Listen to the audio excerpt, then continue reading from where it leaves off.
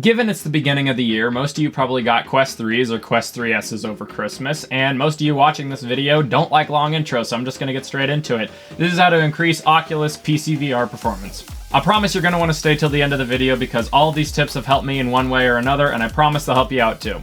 So the main choice for you to make when optimizing your VR experience is, do you want to use Oculus, SteamVR, or both interchangeably? I'm going to go over all three of those today. Timestamps will be down in the description below. Okay, let's say you want to use Oculus only.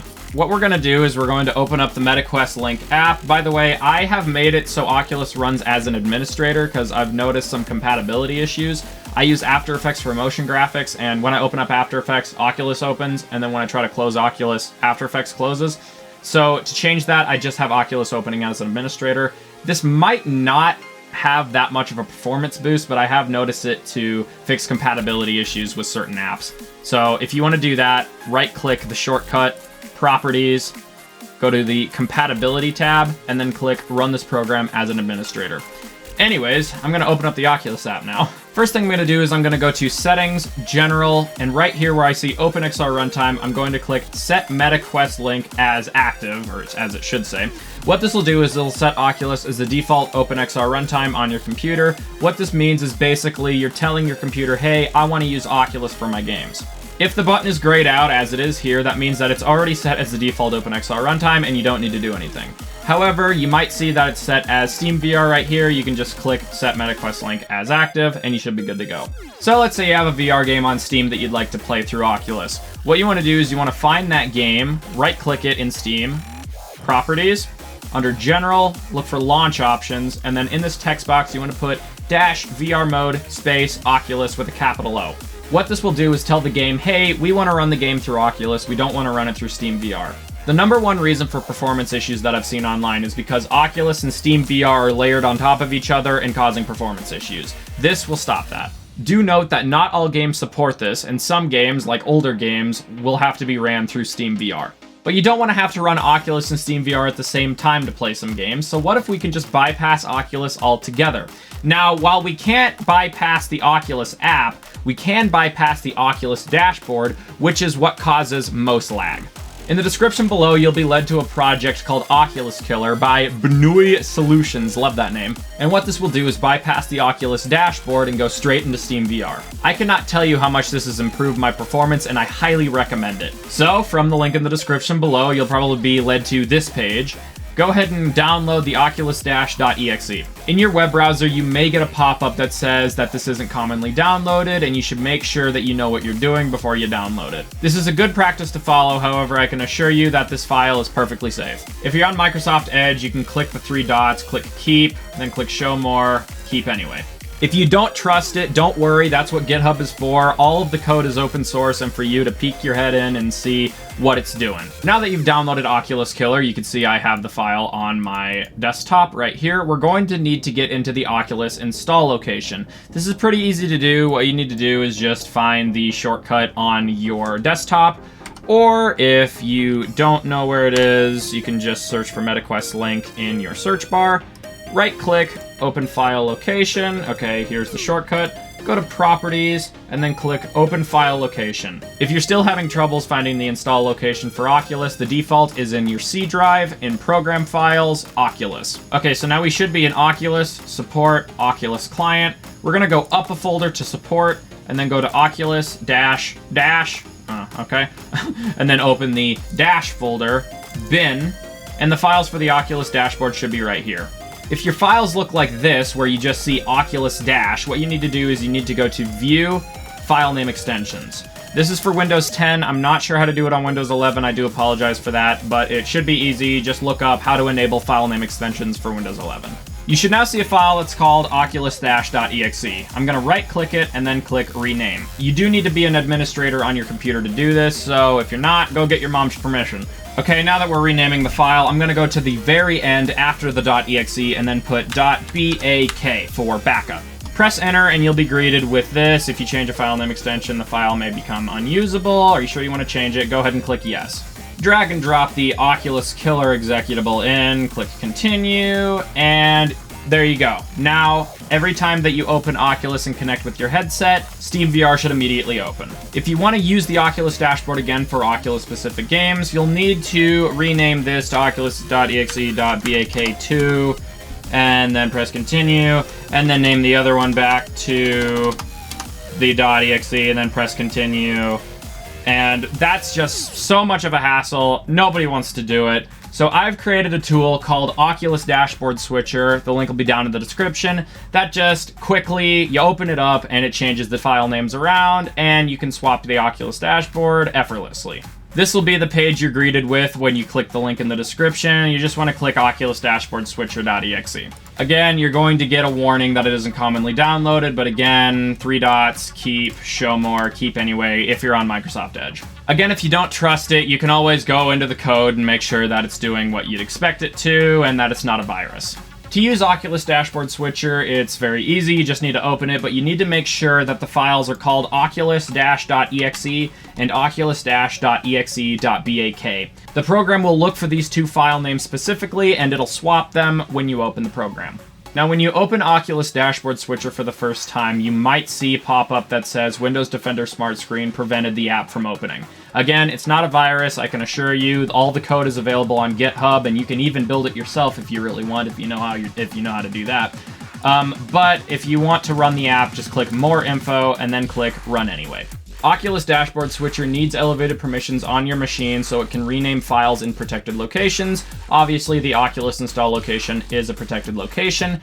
However, I want everyone to remain vigilant and don't believe everything you see on the internet. Again, all the source code is available for you to look at online. Make sure you know what you're running on your computer before clicking yes. Again, I promise Oculus Dashboard Switcher is not a virus, and you can safely run it on your computer without any issues. You should now see a pop-up that says, currently active dashboard is original. Do you want to switch it to bypasser? Or it might be the other way around if you've renamed the files. Once you click yes, as you can see, it'll do a little ta-da sound, and then both the files will be renamed and the dashboards will be swapped. You can run Oculus Dashboard Switcher again if you want to swap them back. Again, it's effortless and you don't need to do much. If you've changed the install location of Oculus, as I have, you may get an error that says it's not a valid directory. This is a very easy fix. All you need to do is pass a command line argument into Oculus Dashboard Switcher pointing to the correct folder. Again, this is not that hard to do. What you want to do is you want to right-click and click Create Shortcut, and then you want to right-click the shortcut, click Properties, and then in Target, you're going to see wherever the executable file is located. It's in my Visual Studio projects. What you want to do is go to the very end of that, after the quotations, and then you want to find wherever the Oculus dashboard is. Here it is right here. I'm going to press Control and C at the same time to copy, or again, you can just right-click and click Copy. And I'm going to paste that in after the quotations with a space. Now that I've pointed to the correct location, I'm going to click Apply, OK, run the shortcut, click Yes, and it should work. If you get any errors from Oculus Dashboard Switcher that haven't been mentioned in this video, please let me know either in the comments down below or on GitHub. I am responsible for this program, so I'm the one that has to fix any bugs, so please report them to me if you find any. If you're using SteamVR to run your VR games, you're going to need to set SteamVR to the default OpenXR runtime. Let me teach you how to do that really quick. Open up Steam and then find SteamVR. Go ahead and launch it. I played it for 96 hours. That's a significant number, right? That's a game.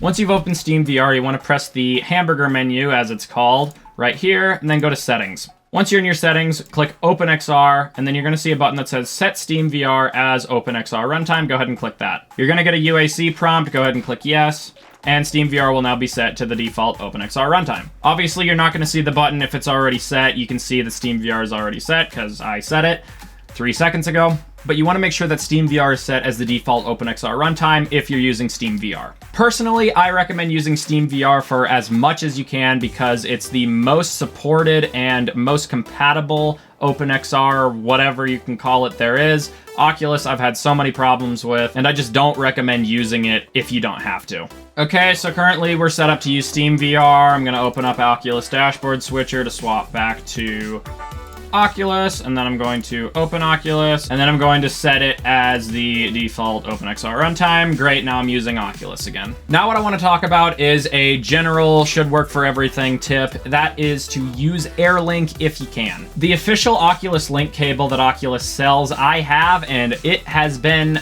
terrible, to say the least. While the video in the headset is crisp, the frame rate and tracking are just terrible with the original Link cord. What I do recommend is ditching the cords altogether and just using AirLink, which is a wireless solution. AirLink does require a couple things to work properly, and it may not work for everybody, so a cord might be your best bet. But AirLink has provided a much more stable connection than the Link cable.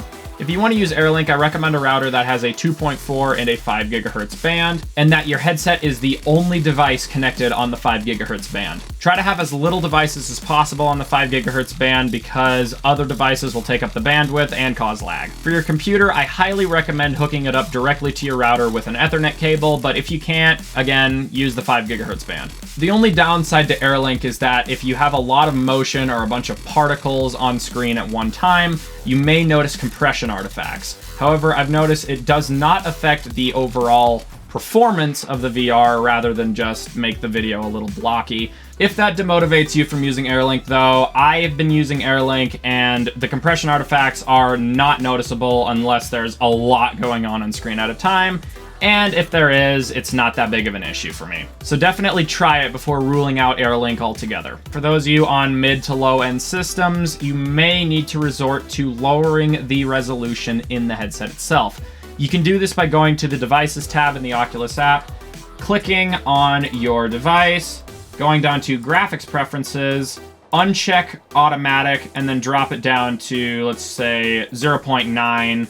And if there's still lag, try dropping it down more. If there's even more lag, I really would not recommend dropping it all the way down to 0.7, but try it and see what happens. However, if you have a beefy computer, you can up the refresh rate and the render resolution all the way up to 1.9. I really do not recommend that for everybody, but try it and see if your computer can handle it. Just don't come crying to me when your GTX 1050 suddenly combusts. I will not be held responsible. Lastly, there's one more tip I want to talk about. However, there are plenty of more tips down in the description. I have a Google Doc for tips that were either too small to be included in the video or tips I simply forgot because I'm an idiot. So do consider checking out that Google Doc if you're still having issues and let me know if it helps. The last tip involves us getting into the Oculus Debug tool, which is pretty simple. Just find the shortcut for MetaQuest Link, open file location, get into Oculus's files, go to the support folder, and then go to Oculus Diagnostics. And here we have the Oculus Debug tool. Go ahead and open that up.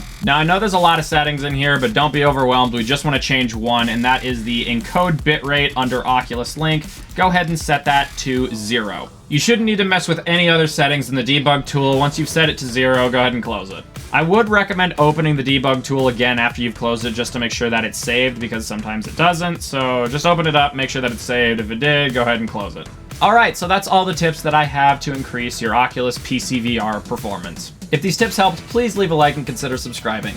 I'm gonna say that like you definitely haven't heard it from 30 million other YouTubers. However, if these tips did not help, again, please go check out the Google Doc in the description below. That contain a couple tips that I couldn't include in this video. And that's about it. Happy VR-ing. Thank you all for watching, and I hope to see you again soon. See ya.